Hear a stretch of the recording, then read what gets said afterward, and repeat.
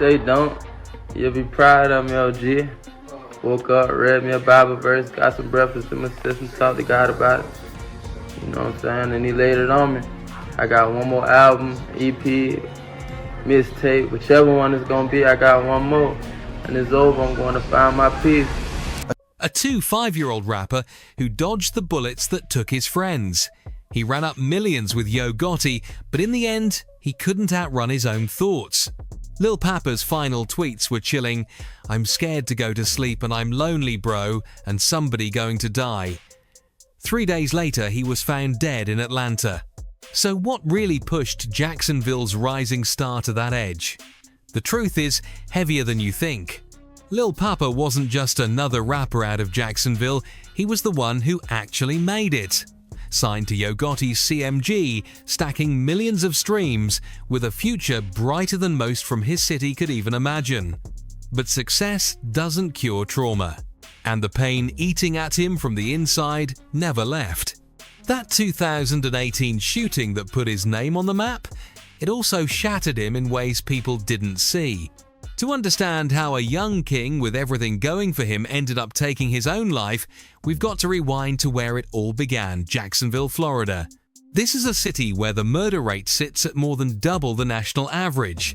This isn't a regular place, it's where young talent either escapes or becomes a headline. Lil Poppa, born Janarius Michael Wheeler, split time between his mum's house on the east side and his grandma's place on the west. His mum kept him in church, trying to shield him from the streets.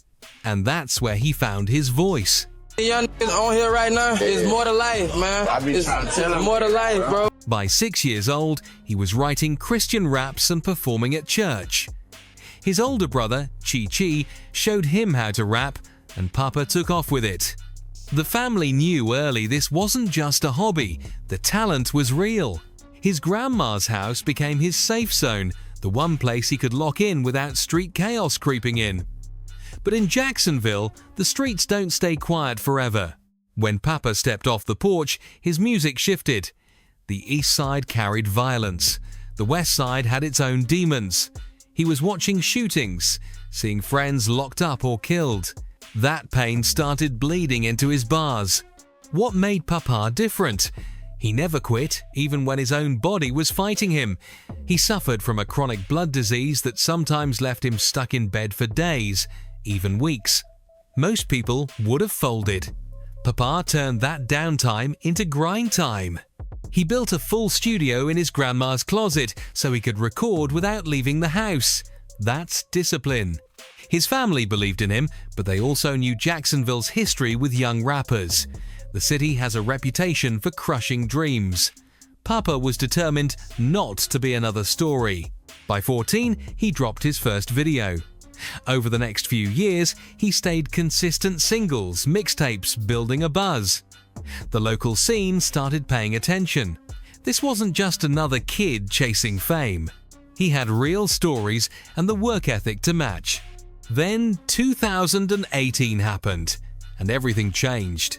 Before we get into what broke him, you have to understand the chaos of Jacksonville's rap scene at the time. The late 2000s were intense. Young rappers caught in neighborhood beefs, alliances shifting, street politics bleeding into music.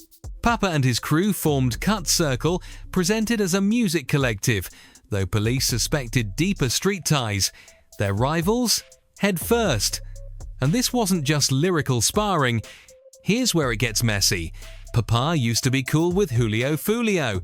They even recorded tracks together early on. But something flipped. A fight broke out at a Foot Locker, and that was the end of that. According to Fulio, social media comparisons sparked tension. In one interview, he said Poppa had been sneak dissing him on songs. In another, he claimed Poppa was disrespectful at the mall. Then Poppa's friend dissed Fulio's deceased brother, and fists started flying. Part of the fight hit the internet. You can see Fulio and his crew jumping Poppa. It wasn't life-threatening, but it fueled years of back and forth. Diss tracks escalated. Poppa crossed a line by mocking Foolio's late brother 8Ball during IG Live and in songs. Foolio fired back by referencing Poppa's friend Corbin Johnson, who was later kidnapped and murdered. This wasn't rap theatrics, this was real grief turned into ammo. Then K Shorty from 6 Block entered the mix, dissing Poppa's late brother Little League in songs.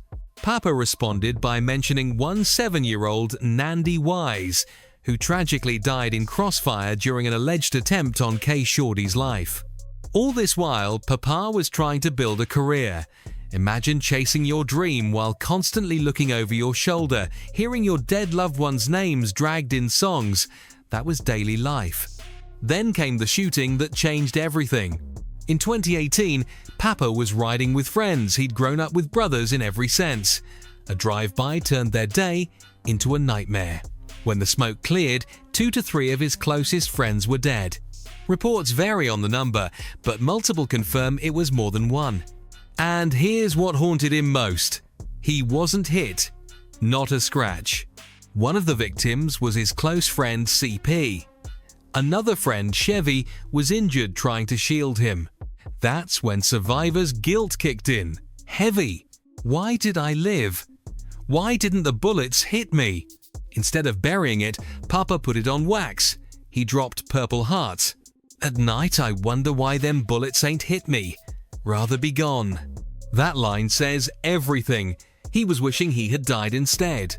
The song also referenced detectives interrogating him, trying to pin the case on him. Imagine surviving a shooting, losing your friends, then sitting in rooms where cops treat you like the suspect. Purple Heart for them soldiers. Gotta make it out before they come and kill us. It wasn't just a song, it was his trauma journal. And here's the twist, it became his breakout hit. Over 6 million views on YouTube. The worst moment of his life launched his career. But success came with a cost. Performing that song meant reliving the shooting every night. Every request dragged him back. The buzz caught attention Polo G noticed. In 2019, he signed with Interscope. Then in April 2022, Yo Gotti brought him to CMG. That was huge. CMG houses names like Moneybag Yo, 42 Doug, ESTG. When Gotti signs you, that's industry validation. Money increased, streams skyrocketed, major features rolled in. Poppa went from closet sessions to pro studios. But money doesn't erase trauma. He still carried 2018. He still dealt